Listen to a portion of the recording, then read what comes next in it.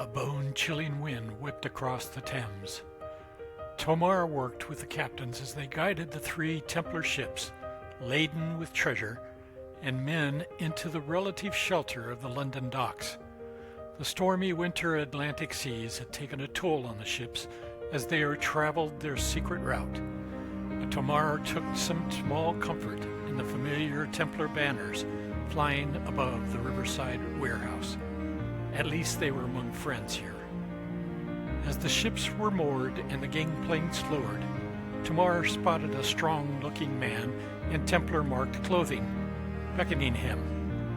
"William, my old friend, we meet after so long," he called out in greeting. "Indeed, it's been many years since I managed supplies in the Holy Land, brother," William replied, gripping Tomar's arm warmly. "You and your men arrived just in time to join my family feast today for the Valentine's Day celebration. Please be my honored guests." Tomar smiled. "A Valentine's feast?" William looked at his friend. "Well, the ancient pagan holiday became a local tradition for a feast centered around loving couples exchanging written notes and tokens of affection. My son John has just become betrothed to young Mary, so it is a special day for them both. I have known that there was a feast, but never the reasoning why." William looked at Tomar and smiled. St. Valentine's official feast day was first held on 14 February in the year 496. At the time, this feast was chosen by the church to replace a pagan practice celebrated by the Romans, which the Christian church was trying to stamp out. Slowly, the tradition to exchange notes and tokens of affection have evolved since St. Valentine's supposedly cured the blind daughter of his jailer so she could see the one she loved. This happened shortly before Rome had him executed for performing marriages for the emperor's soldiers against official decree. Tomar grimaced. "Well, at least we get a nice feast out of this gruesome story." Soon the Templars and other friends and family were gathered around the extensive feast table, enjoying delicacies such as veal and pork, roasted game birds along with cheese, eggs, and eel pies, sweet custard tarts, marchpane confections, and spiced hypocras wine completed the indulgent meal. Tomar, along with the captains, openly congratulated both John and Mary, while observing the local Valentine's customs with amusement and intrigue. The next morning, however, Tomar was all business. After a simple breakfast, William pulled him aside with a grave expression. "We must secure the warehouse, brother. I have just received word that a band of thieves plans to steal our stores and sell them illegally." Tomar swiftly gathered night guards from the ships.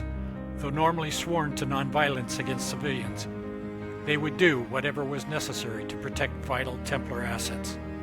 Under the rising sun, Tomar spotted roughly 24 ragtag men armed with knives and clubs creeping up the alley towards the warehouse entrance.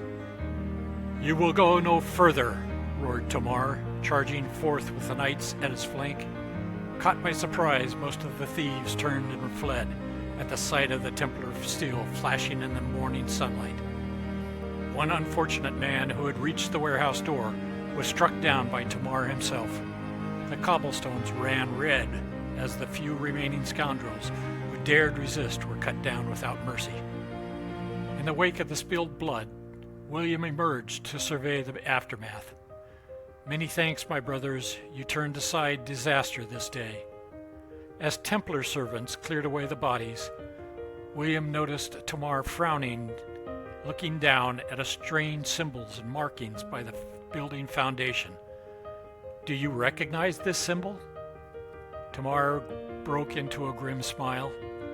The markings depicted an ancient Templar sign, only understandable to those such as Tomar with knowledge of the Templar codes within the order. To the untrained eye it would seem innocuous, but Tomar recognized it as signifying a fork along a secret path towards the mysterious goal of Terra Nova Sanctuarium. This symbol marked their next intermediary destination.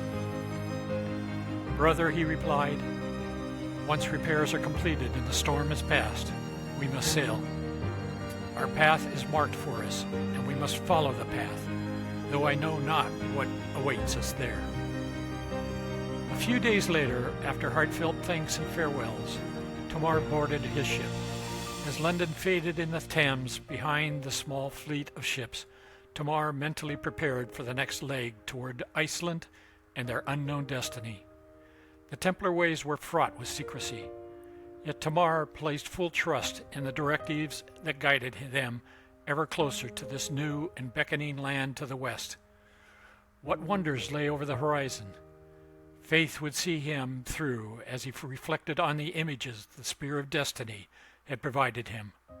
Wherever this peculiar trail led, Tomar and his Templars would bear witness and stand ready.